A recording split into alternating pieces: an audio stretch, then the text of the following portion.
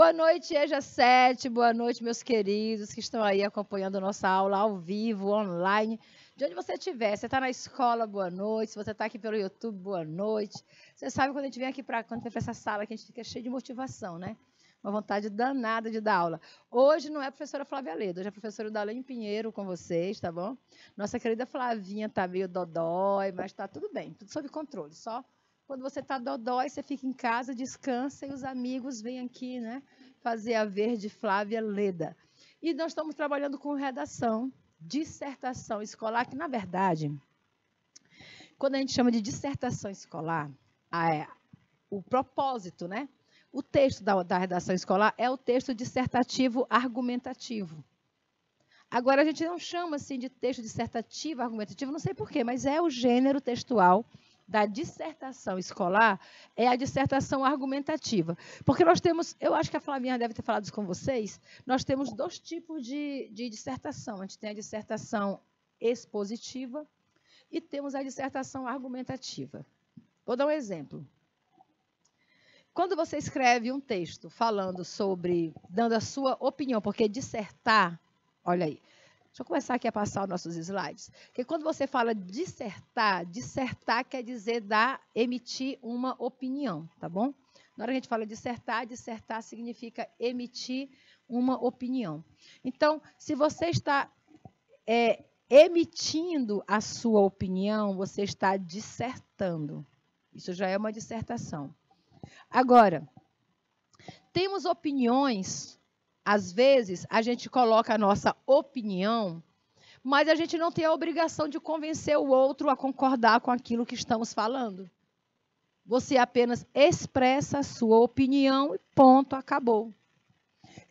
Eu gosto muito de ouvir música popular brasileira. E as pessoas têm algum preconceituoso aí que chama música romântica, né, de música brega. Mas, olha, tem umas músicas bregas que têm umas letras tão interessantes, né? E eu me lembro de uma letra do cantor Odair José. Odair José, todo mundo conhece Odair José, cara. Ele é o rei do brega. Quando tu fala de música brega, Odair José, Diana, ó, meu amado, por que brigamos, né? E quando tu fala do Odair José, a música clássica dele é aquela: eu vou tirar você desse lugar. Então, o Odair José, ele sempre trouxe para o contexto de suas músicas os assuntos mais pertinentes da sociedade da sua época. E isso é porque ele gravava as músicas dele em plena ditadura militar. Agora a gente já pode voltar a falar o nome de ditadura militar, que não está mais proibido não, né? Ditadura militar no Brasil de 1964 até 1988, quando assinamos a democracia, a Carta Magna, certo? E o Odair José, naquele tempo, ele já provocava polêmica com as letras de música. Imagina você falar de pílula anticoncepcional em plena década de 70. Em plena ditadura militar, no momento em que a sociedade era altamente conservadora e que os conservadores têm um problema, gente, de intelecção, entendeu? O problema do conservadorismo é a intelecção deles, que é pequena. Então, naquele tempo, a sociedade e a família brasileira tradicional entendia que pílula anticoncepcional era pílula de aborto. E não é. Não tem nada a ver. Pílula anticoncepcional é para prever, é para evitar a concepção, evitar a gravidez. Só que como a igreja defendia a ideia de que não podemos evitar a gravidez, temos que ter a quantidade de filho que Deus nos der, e aí minha avó teve 17, tadinha. Do 17 salvaram-se 13. Que era muito menino para alimentar. E quantas famílias com 20 filhos? Quantas famílias aí com 10, 12, passando dificuldade? E quantos ricos não? Eles tinham 1, 2, 3 filhos, né? Porque eles podiam evitar. Os pobres que não tinham direito, as pobres não tinham direito a fazer a ligatura, né? A ligação aí, porque era pago, só os ricos tinham direito. Então, ficava difícil. Era pobre com muito menino, passando fome. E quando quem tinha dinheiro tinha família pequena, sempre foi 2, 3 filhos. 1, 2, 3 filhos. Então, assim, o desequilíbrio da balança social era muito maior. Aí você imagina, em plena década de 70, vem um dos cantores na época, um dos mais populares, que era o Odair José, era muito popular naquele período, cantar uma música sobre a pílula, né? Sobre a pílula. Pare de tomar a pílula. Pare de tomar a pílula, porque ela não deixa nosso filho nascer. Ele pegava o tema polêmico e trazia para a música dele. Não é isso? Assim também ele o fez quando gravou uma música chamada Na Minha Opinião. Não ficou muito conhecida, não é a mais badalada dele, mas se você quiser pesquisar aí, dá um Google, né? Você colocar no YouTube, coloque Na Minha Opinião, Odair José, e ouça que letra. Numa sociedade conservadora, onde a instituição família é sagrada, na instituição conservadora, a instituição família, igreja e casamento são sagrados. Vocês estão vendo, estamos vivendo uma onda, né? Estamos até saindo dessa onda aí de conservadorismo. Instituição, igreja, família, casamento, sagrado, ninguém mexe. Então, a igreja, todo mundo é bonzinho, só falam a verdade, hipocrisia. A família, pai, mãe e filho se amam, vivem muito bem, o marido agride a mulher, ninguém sabe. Estupra filho, ninguém sabe. E casamento era a realização da mulher. Uma mulher não seria realizada se ela não casasse. E ai da novela que terminasse em casamento ainda hoje. Para Juma ser feliz, ela tinha que se casar. Casamento era tido como nos contos de fada e foram felizes para sempre. Só que não. Entendeu? Então, em plena década de 70, o Odair José dá um tapa na cara da sociedade e lança essa música, Na Minha Opinião, em que ele nega o casamento tradicional e louva a união estável. Hoje, a gente chama de união estável. Na década de 70, 80, 90, 2000, 2010, chamava de amigado, emancebado. E a sociedade tinha o maior preconceito contra pessoas que viviam em situação irregular de casamento. Tinha que casar no padre, como eles diziam, e no papel, que é no civil, né? Ou não era considerado casado, era amigado, emancebado, e tinha palavras piores, expressões piores. Os filhos que nasciam de casais que viviam em união estável eram ofendidos, eram menosprezados, sofriam preconceito da sociedade. Eram chamados de bastardos, porque não eram filhos de casal. Inclusive, lá no civil, quando você ia, naquele tempo, hoje não, quando você ia registrar sua criança, seu filho, se você não tivesse a certidão de casamento com o pai da criança, você, mulher, não podia registrar seu filho. Sabiam disso? Se você não tivesse a certidão de casamento, você não podia colocar o sobrenome do seu marido, da pessoa com quem você vivia, no seu filho.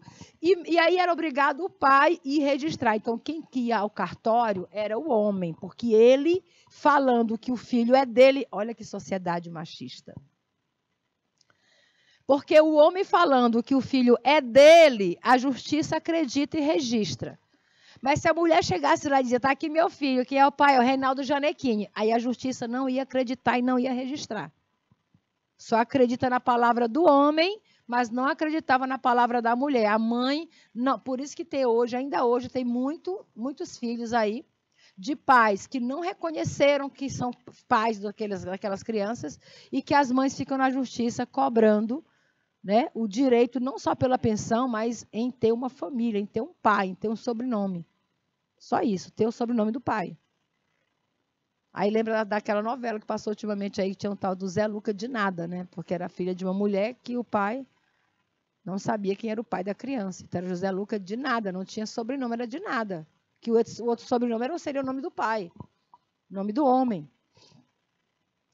E em plena década de conservadorismo, em que as instituições sagradas, igreja, família, casamento, o Odair José constrói uma letra de música chamada Na Minha Opinião, que ele contesta o valor do casamento civil, do casamento religioso. Ele diz assim: eu conheço muita gente que pelas leis estão casadas, mas no fundo nem se falam, dormem em quartos separados. Olha, eu te quero, eu te adoro, eu te gosto. Você vai ser minha, eu aposto. Não adianta você se esquivar. Nessa música, né?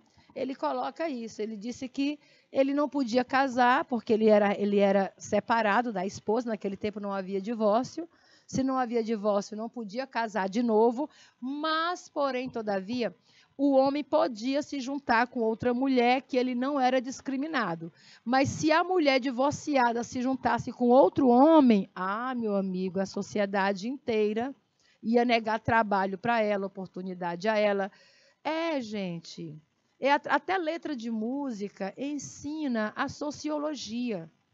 Você estuda o comportamento do homem em sociedade através da literatura, da música, das peças teatrais. Leia mais sobre algumas peças teatrais, né, que tem livro publicado aí, do Nelson Rubens. Eu sempre esqueço o nome dele, que é o nosso grande dramaturgo. Tá bom? Então, conheça mais, porque quando você analisa um texto, você consegue tirar mais proveito dele. Então, o texto dissertativo é um texto que emite uma opinião, como eu mostrei na letra dessa música do Odair José, em que ele diz: na minha opinião, para a gente ser feliz, para que fique tudo bem, o importante é se entender. Eu conheço muita gente que pela lei estão casados, mas no fundo nem se falam, dormem em quartos separados. Entendeu? Então ele já diz a opinião dele. E toda vez que você fala na minha opinião, no que concerne, no meu entendimento, certo? Sempre que você usar essas expressões, você está dando uma opinião. Então, assim como nessa letra de música do Odair José, ele não precisa do feedback de convencer o outro. Ele só quer expressar a opinião dele, acabou. Eu faço uma charge. A charge é uma opinião crítica. Todo texto charge é uma opinião crítica. Mas a charge não espera o feedback de convencer a outra pessoa. Agora, na propaganda, não. Você escreve uma propaganda, um anúncio publicitário, tem uma finalidade, convencer o público. Tem que ter feedback, senão o produto não vende. Senão não adiantou você fazer toda aquela campanha, você fez toda a campanha e perdeu, porque não convenceu o público, entendeu? Então, quando você faz uma campanha publicitária, comercial, a intenção é convencer o público a comprar. Por que é que vocês acham que os consumidores, por exemplo, de um produto como sabão em pó, eles vão a um corredor de loja, aí tem lá 3 tipos de pó, de sabão em pó diferentes, né? Tem Minerva, tem Tixan IP e tem o Omo. O Minerva custa R$12 a caixa de 2 quilos, o Tixan custa 14 a caixa de 2 quilos e o Omo custa R$21 a caixa de 2 quilos. E as pessoas vêm e pegam o Omo que custa quase o dobro do primeiro produto, com a mesma quantidade de produto que é sabão em pó. Por que que a pessoa prefere comprar um produto 2 vezes mais caro, com a mesma quantidade do produto que ela precisa, que é o sabão em pó, a levar o outro que custa R$11? Por que que ela prefere? Por força da campanha publicitária. A campanha publicitária do Omo é tão grande que a pessoa se convence mesmo que os outros sabão não prestam, só aquele ali é que presta. A minha mãe é dessas, né? Ela diz só presta se for aquele sabão ali. Se mudar a marca, ela diz que não presta. Aí lá em casa eu lavo com outro sabão, porque a minha marca preferida, não sei qual de vocês, mas minha marca de produto preferida é o Mar. O Mar barato. Chego lá, o mais barato eu compro, né? Se é mais barato, qual o café mar? Qual mar? Tem mar? Tem o mais barato, isso aqui vai. Porque, no fundo, gente, se você vai ler a composição, e eu leio, eu sou daquelas que lê sim, eu pego a embalagem, eu leio, para saber a diferença de um para o outro. Ó.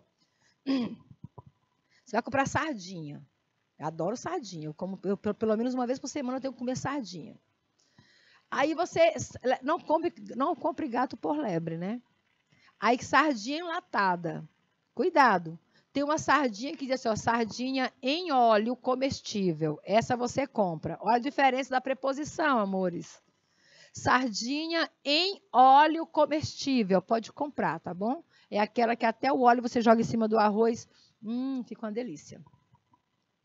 Agora, sardinha com óleo. Olha, sardinha em óleo, quer dizer, banhada, conservada em óleo. Sardinha com óleo, quer dizer que colocaram óleo dentro dela. Ela não está conservada no óleo, mas colocaram óleo na mistura. Sardinha com óleo é aquela que é metade água, metade óleo. Horrível, até o sabor é horrível, a conservação é diferente. E você se engana, tá? Aí sim, aí tem diferença no preço.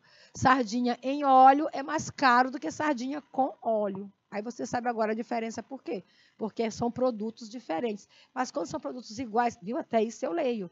Eu realmente leio as embalagens. Eu chego lá e, ó, eu passo, em média, 3 horas no mercado para comprar tudo, porque eu tenho que ler. A mamãe diz assim, mamãe termina o supermercado dela em 30 minutos. Eu passo 3 horas, aí pergunto para o meu, ela diz, tá lá, minha filha, que ela leia tudo que ela vai comprar. É o hábito da leitura. Então, gente, todos nós temos opinião. E a pessoa que não tem opinião, ela não pode nem se posicionar. A Maria vai com as outras, né? Pessoa sem opinião é o famoso gado. Vai para onde o gado vai. Entendeu? Aquele segue os outros, né? Então, por que você chama de gado? Porque assim, ó, o gado é um animal que tem uma força monstra. E ele anda em bando. Ele anda sempre em bando, né? O gado está lá sempre em bando. Mas se a pessoa que estiver cuidando do gado colocar, acredite, uma linhazinha assim de crochê em volta do rebanho todo, eles vão ficar bem paradinhos, não vão mexer com medo daquela linhazinha fina de crochê, entendeu? Porque ele vai de acordo com como pensa o coletivo, ele não pensa sozinho. É por isso que tem essa metáfora. Lá na música do Zé Ramalho, né? Vida de gado. Né? Então, por que a gente chama existe essa metáfora para o gado? É porque ele segue o bando, entendeu? Ele não pensa sozinho. Uma pessoa com opinião é uma pessoa que pensa só. Ela usa argumentos próprios e não argumentos colados e copiados do perfil do Instagram de fulano. Ela tem o seu próprio argumento, ela escreve seus argumentos. E falar nos argumentos, a aula de hoje é exatamente sobre argumentos. Porque o que é o argumento? É aquilo em que eu acredito, é o meu ponto de vista, é a minha defesa do ponto de vista. Então, como eu falei, o texto dissertativo, ele pode ser expositivo ou argumentativo. Ele é um texto dissertativo expositivo quando a minha única função é dizer o que eu penso. Eu vou dizer o que eu penso e acabou. Pronto, meu textão de Facebook, né? Ele é dissertativo expositivo. Eu vou dar a minha opinião e eu não preciso convencer ninguém. Eu não uso estratégia argumentativa em texto expositivo. Por quê? Porque eu não tenho a intenção de convencer ninguém. Eu só tenho a intenção de dar a minha opinião e acabou-se. Agora, se o seu texto é dissertativo, argumentativo, então você tem 2 problemas aí. O primeiro, você vai ter que emitir uma opinião, você tem que ter uma opinião formada com relação a um determinado assunto. Você tem que ter um posicionamento crítico. A gente chama isso de posicionamento crítico quando você tem que se posicionar com relação a algum assunto, dizer como você pensa. Não é como fulano de tal pensa por você, não. Cuidado, é como você pensa sobre aquele assunto. Tudo bem. Enquanto você falar só como é que você pensa, você está apenas sendo dissertativo. Olha, eu penso assim, por isso tal, tal, tal. Está sendo dissertativo. Agora, querido, se você, além de dizer o que pensa, você vai virar para mim e vai ter que me convencer a pensar como você, aí o que tu vai fazer? Tu vai dar exemplo, tu vai fazer comparação. Por exemplo, aí você vai falar assim, ó, olha, por exemplo, o Brasil vai virar uma Cuba, entendeu? Tu sabe como é lá em Cuba? Olha, aqui para lá, ele também não sabe, não. Ele nunca foi a Cuba, acredite. A Cuba que ele foi, no máximo, é aquela que ele está vendo ali no livro de geografia e no noticiário que passa. Assim como quem está lá fora do Brasil só vê notícia ruim do Brasil, porque o Brasil só aparece na mídia com notícia ruim. Eu estava fora daqui do Piauí, 3 vezes o Piauí estava em alta, lá no Twitter, né? Que a pessoa chama de Twitter. Lá no Twitter, o Piauí apareceu 3 vezes na hashtag em alta. Eu digo, meu Deus, o que aconteceu? Coisa boa no Piauí. Eu abri, era só tragédia. Então, para quem mora fora do Piauí, pensa que no Piauí só tem coisa ruim. Porque só vai notícia ruim, entendeu? Só vendem a notícia ruim lá para fora. Não vendem a nossa beleza, a nossa riqueza, a passividade do nosso povo. Não vendem isso, só vendem o lado ruim do Piauí, entendeu? Então, é a mesma coisa. Aí, como você não tem a experiência, não conhece a geopolítica, nunca foi lá, nunca conviveu, está falando por experiência de quem? Com conhecimento de quem que não são seus? Para você poder argumentar e convencer o outro de que você tem razão no que fala, você tem que ter argumentos sólidos, argumentos válidos. Por isso, você tem que usar de provas. O que comprova, olha, a sua opinião é o texto dissertativo. O que prova que a sua opinião é válida é o argumento. Então, você usa fatos como argumento e deixa a opinião como tese. A tese é a opinião. Os argumentos são os fatos que comprovam a opinião, a tese. Se você estiver fazendo um texto só dissertativo expositivo, você não precisa comprovar a sua opinião, que é o que acontece na maioria desses comentaristas aí de rede social, né? Cientista político formado em rede social, cientista político formado na Jovem Pan, só sabe daquilo. Porque lá não tem o argumento, só tem a opinião. E quando usam argumentos, são factoides. Argumentos factoides não se sustentam. Já fizemos até uma aula sobre isso, sobre a falsa informação, sobre fake news, sobre pós-verdade e sobre fake ethics. Lembra? Fake news, pós-verdade. O que é uma pós-verdade? Aquela ideia lá do nazismo, né? Uma mentira repetida 1000 vezes passa a ser verdade. É uma estratégia do nazismo, foi usado na campanha, na propaganda nazista, né? Uma mentira repetida 1000 vezes torna-se verdade. Então, quem utiliza dessas estratégias, 3 estratégias, fake news, fake ethics e pós-verdade, achando que está usando o argumento, vai zerar a competência 3. Não, vai zerar, a 3 ou é a 4? Deixa eu ver aqui. Vai zerar a competência 2 também, porque você tem que fazer um texto dissertativo argumentativo. Se o argumento não é sólido, não vai sustentar. E aqui para nós, a competência 2 da redação do Enem é a única das 5 que zera a tua prova. Então, se você não levantar argumentos sólidos, usar de fake news, fake ethics e pós-verdade como se fossem fatos, não esqueçam que a pessoa que vai corrigir seu texto, ela confere, tá? Ela dá Google para saber se é fato aquilo que você está colocando. Aquele exemplo que você citou, aquela comparação que você fez, aqueles dados que você utilizou. Tudo isso é comprovado para saber se é falso. Eu não posso gerar informação falsa na redação do Enem, senão eu vou zerar na competência 2. E se eu zerar a competência 2, eu estou zerando toda a redação. É a única competência que você não pode zerar, porque ela zera. O 0 na competência 2 é o 0 que você leva para toda a prova, zera toda a prova de redação. E o que acontece quando eu zero a prova de redação? O que acontece quando tu zera a prova de redação é que a tua redação está anulada, entendeu? Quer dizer que você está fora do Enem, tem que estudar mais um ano. Só isso. Nada demais, né? Você vai passar só mais um ano se preparando para o Enem de novo, se quiser ingressar numa universidade pública ou se estiver precisando de financiamento estudantil ou de bolsa. Aí você tem só o Enem, só pelo Enem você ganha essas bolsas. Até quando você chega na instituição, eles perguntam assim, você tem nota do Enem? Aí você diz, tenho. Ah, então você tem 50% de desconto. Você não tem nota do Enem? Não. Ah, então vou dar aqui um desconto para você de 10%, tá bom? Só na primeira mensalidade. É essa a diferença, entendeu? Então, faça o Enem. E cuidado com a redação do Enem, com o que vocês vão fazer. Então, está aqui. Diz aqui o N3, desenvolve o tema por meio de argumentação previsível e apresenta o domínio mediano, aí você tira 120 pontos. Eu quero dizer o seguinte, quando você vai escrever um texto dissertativo ou argumentativo no Enem, você pode tirar de 40, certo? Você pode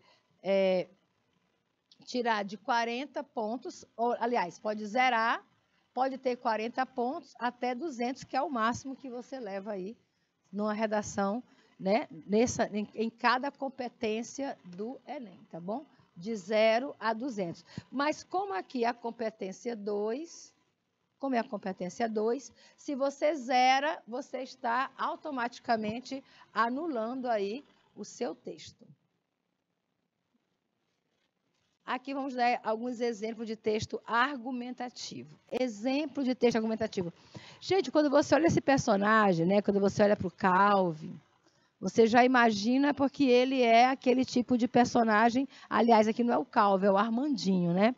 Quando você tem Mafalda, Calvin, Armandinho, a tua cabecinha já vem assim, texto dissertativo, opinião crítica. Texto dissertativo, argumentativo. O Armandinho é aquela criança que pensa como adulto, igual o Calvin, igual a Mafalda, que são personagens críticos mesmo. Então, vejam só. O Armandinho aqui, você vê só essas pernas, isso aqui é a metonímia, tá? Se você me perguntar que figura de linguagem... Ai. Agora vale, né? Se você me perguntar que figura de linguagem é essa que o pai aparece só das pernas para baixo, eu vou dizer que é uma metonímia. É uma parte pelo todo. Só as pernas já representam a autoridade do pai, pelo tamanho da diferença entre a criança e o adulto. Mas isso você está só comparando fisicamente e não psicológico e emocionalmente. Observa que o Armandinho está com um jornal na mão, tem um sapinho olhando aqui na direção do Armandinho. O Armandinho olha para cima. Professora, para que a senhora está fazendo essas marcações? Porque quando o texto ele tem as duas linguagens, verbal e não verbal, como é o caso da tirinha ou dos quadrinhos, você deve começar a fazer a leitura primeiro pela imagem. A gente lê primeiro a imagem. Não com essa descrição toda que eu faço aqui. É uma leitura automática, tá? Você vai lendo ao mesmo tempo a imagem e o texto. Só que aqui, como eu estou ensinando a vocês, eu tenho que fazer esse detalhamento. Então, observa o Armandinho com alguma coisa para ler na mão, olha para cima para ver o pai e diz, pai, como se convence alguém? Olha aqui o que você chama de estratégia argumentativa. Para você poder convencer a outra pessoa, você tem que ter uma estratégia de argumentos. Você tem que saber como falar, o que falar. E a gente convence a outra pessoa principalmente citando fatos.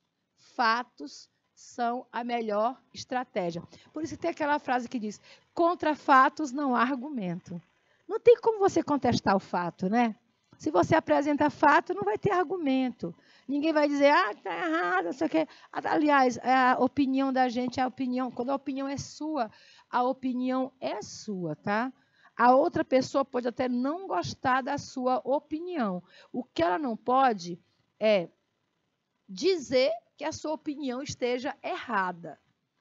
Agora, se você estiver Ctrl+C, Ctrl+V na opinião de outro, aí eu entro com tudo, tá? Eu derrubo rapidinho a sua opinião de Ctrl+C, Ctrl+V. Então, tá aqui. Fatos, né? O menino diz, pai, como se convence alguém? Aí o pai lá do alto, gigantesco, da sua altura, diz, você deve argumentar, filho. É isso, gente. Para convencer alguém, a gente tem que argumentar. Vou até destacar a palavra argumentar. Toda vez que você tiver que convencer alguém, você vai ter de usar argumentos. Por isso que o nome do texto que nós estamos trabalhando é texto dissertativo, porque tem que dar uma opinião, argumentativo, porque tem que convencer. Entendeu? Você tem que convencer. São duas palavras-chave aqui, vou marcar isso também. São as duas palavras-chave aqui, é convencer, né? Como é que se convence? E o pai responde, você deve argumentar, filho. Aí, na continuação da leitura, a ordem é sempre essa, da esquerda para a direita. Então, aqui no meio, o menino Armandinho começa a ler e diz, tipo, oferecer cargos e liberar verbas. É assim, pai? É. Vou oferecer cargo, liberar verba, vou dizer que vou aumentar, dar o 13º, tal. É assim, pai, que se convence? Ele está pegando. Isso aqui, gente, é uma ironia. Para quem não entendeu, contém ironia. Cuidado na leitura do Armandinho, porque sempre contém ironia. Por quê? Porque é uma prática política de convencer o outro a votar contigo, a votar nas tuas emendas, nos teus propósitos. É tipo oferecer cargo, liberar verba, fazer orçamento secreto, entendeu? Então, isso aí tudo são artifícios que usam no jogo do poder. E o Armandinho, que é um menino politizado, consciente e crítico, expressa a sua opinião. Aí o pai responde, não entendeu bem a ironia, e o pai responde, não, filho, que é isso? Oferecer cargo, liberar verba? Aí o pai continua, isso, filho, seria suborno. Olha aí, pessoal, olha a crítica. Tchan, tchan, tchan, tchan. Oferecer cargo, liberar verba, orçamento secreto, vou aumentar, vai dar o 13º do Pix, não sei de onde. Isso aí, gente, é suborno, é compra. Aí o menino nem sabe o que é suborno. Suborno? E o pai afirma, suborno. O filho sem entender, suborno? Aí o pai reafirma, suborno. Ok. Então, com o pai, ele aprendeu a teoria. Ao que faz o Armandinho? Armandinho vai para a escola, né? Aí aqui na segunda tirinha, o Armandinho está agora socializando com os coleguinhas. A primeira coleguinha, muito empolgada, diz assim, e a biodiversidade? Ela pergunta, e a biodiversidade? Tanto a descobrir, proteger. Aí o coleguinha atrás do Armandinho diz, e daí? Na Amazônia tem minérios. O que vale mais que isso, gente? Olha, esse menino aqui, ele está à direita, né? Então, para ele, não importa a biodiversidade, para ele não importa a preservação da floresta, a preservação da Mata Atlântica ou a preservação da Mata Amazônica. O que interessa ao meninozinho que está à direita lá do Armandinho, nada na história do Armandinho é por acaso. O menino que está à direita lá diz assim, mas o que importa é que tem minério na Amazônia, é isso que vale. Então, bora garimpar. Mete o garimpo lá, tira o ouro, desmata, mata bicho, mata tudo, mata índio e te leva o ouro. Pronto. Isso é o que importa, tirar o minério. Ah, então, os meninos estão nessa discussão. Essa pensa de um jeito, essa fala da biodiversidade e esse fala do minério, do garimpo ilegal, certo? Aí chega uma coleguinha vestida de índia, de cocá, carinha pintada de vermelho, e diz assim, ó, há povos que vivem na floresta amazônica. Esfrega isso na cara do rapazinho que disse que importa. Na Amazônia tem minério, o que vale mais que isso? Ó, a pergunta dele, o que vale mais do que ter minério? Aí a outra chega e diz, gente, aí todo mundo vira para ela, gente, há povos que vivem na floresta amazônica. Queridos, isso aqui é um argumento, é um contra-argumento que contesta esse argumento. Quando o argumento é falho, quando o argumento é fraco, ele desaba, entendeu? Argumento fraco desaba com o contra-argumento.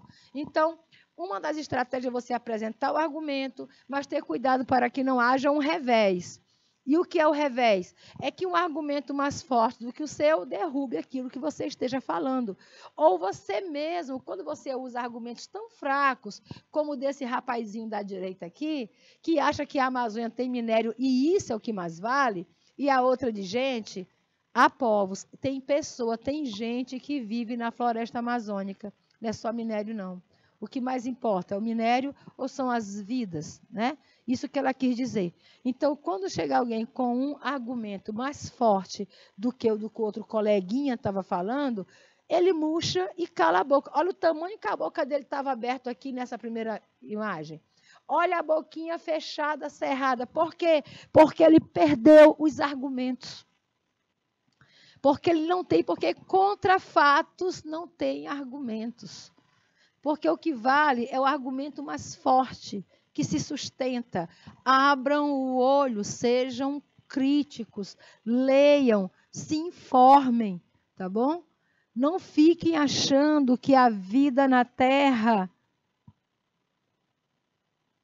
não signifique nada. A vida tem que ser maior e mais valorosa do que tudo em primeiro lugar. Então, entendendo os argumentos. Vamos aqui passar os efeitos, colocar todo o texto para a gente finalizar aqui o que estamos falando sobre as argumentações. Vou dar os exemplos aqui para vocês. Bem, vamos lá. Então, o que é argumentação? Até esse ponto, o que é que você entendeu de tudo que nós falamos desde o começo dessa aula do que é argumentar?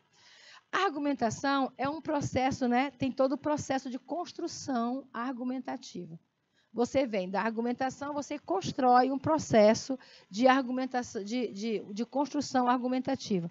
Como se dá esse processo? Primeiro, né? Você usa expressão, tipo, do ponto de vista do locutor sobre o tema. Você usa uma expressão do seu ponto de vista. Ou seja, se você usa a expressão do seu ponto de vista, se você expressa o seu ponto de vista, deixa eu pegar aqui nossa borracha. Quando você forma uma opinião, você expressa o seu ponto de vista, o que você percebe do tema, como você julga aquele tema, então você criou uma tese. Isso você chama de tese. Então, no processo do argumento, você tem que ter primeiro a tese. O que é a tese? É a opinião. Tese é a opinião. Você primeiro defende uma tese. Você forma a sua opinião, uma teoria, tese, na verdade, é uma teoria, tá bom? Que defende a ideia, o que você pensa sobre aquele determinado assunto. Depois, não basta só, ok, já mostrei o que eu penso, já disse o que eu penso, terminou o texto. Calma. Se você ficar só nessa metade aqui, o teu texto vai ser expositivo, tá? Se você fizer só a primeira parte aqui, o seu texto vai ser expositivo. E calma, lá no Enem você tem que fazer um texto argumentativo. O texto tem que ser argumentativo. Ah, professora, mas se eu fizer só, eu vou dar só a minha opinião, acabou. Eu não sei nem fazer argumentação. Mas se você ficar só na opinião, só na teoria, só no expositivo, você está fugindo da competência 2, que diz que você tem que construir um texto dissertativo argumentativo. Então, não é uma questão de escolha. Você vai ter, sim, que defender o teu ponto de vista. Não basta só dar o ponto de vista. Você tem que defender esse ponto de vista e, para defender, você usa de estratégias argumentativas, que são várias, né? A gente tem vários tipos de estratégia argumentativa aqui. Com o objetivo de convencer, persuadir o interlocutor. Quando você usa a estratégia, você quer convencer a outra pessoa, certo? Então, vou colocar aqui rapidinho para vocês, tirando os efeitos, claro. A gente demora algum tempo nos efeitos. Vamos fazer a leitura aqui. Pronto? Acabaram os efeitos? Pronto. Não, ainda tem mais um aqui, olha. Calma. Opa, voltou. Pronto. O que é, então, o argumento? Eu vou construir estratégia argumentativa, mas eu ainda não entendi o que é o argumento. Querido, o argumento é a afirmação que você faz, locutor é você que está dando a ideia, que vai defender o teu ponto de vista. Que é o ponto de vista? É a tua opinião, é a tua proposição, é a tua tese. Ora, está lá o assunto, né? Está lá o tema da redação. Como no ano passado, né? O ano passado falou sobre a invisibilidade, sobre a questão dos registros das pessoas. Então, qual é a tua opinião sobre as pessoas invisíveis no Brasil, pessoas que não têm registro, que não têm documentos que comprovem sua existência? Aí você vai formar a sua opinião. É o suficiente? Não, porque quando você faz a opinião, você cumpriu com um terço do que deveria fazer na prova. Agora, você vai ter que defender essa opinião. E para você defender essa opinião, você vai precisar de informações. Informações. Onde eu acho essas informações? Você pode achar nos textos motivadores que são colocados na prova, mas principalmente você encontra essas informações na tua experiência de vida, nas tuas leituras, nos filmes que assiste, naquilo que você chama de repertório sociocultural. Se você não tiver um vasto repertório sociocultural, você vai sentir dificuldade de dar informação. Informação que não seja fake, que não seja pós-verdade, que sejam válidas, porque se não forem informações válidas, a sua teoria desaba, tá bom? Então, você passa as informações e você vai dizendo por que é assim. Olha, é assim por causa disso. Ou seja, você pode fazer isso com exemplos. Você pode comprovar a sua teoria com exemplos, com comparação, fazendo uma comparação, comparando situações, né? Compara situações. Ou ainda você pode usar dados estatísticos, se você souber, ou se os textos motivadores trouxerem os dados, você aproveita e utiliza. Hoje falamos sobre texto argumentativo e a produção dos argumentos. A gente faz um breakzinho rápido, daqui a pouco a gente volta com mais aula de língua portuguesa, agora com oficina de língua portuguesa. Até já.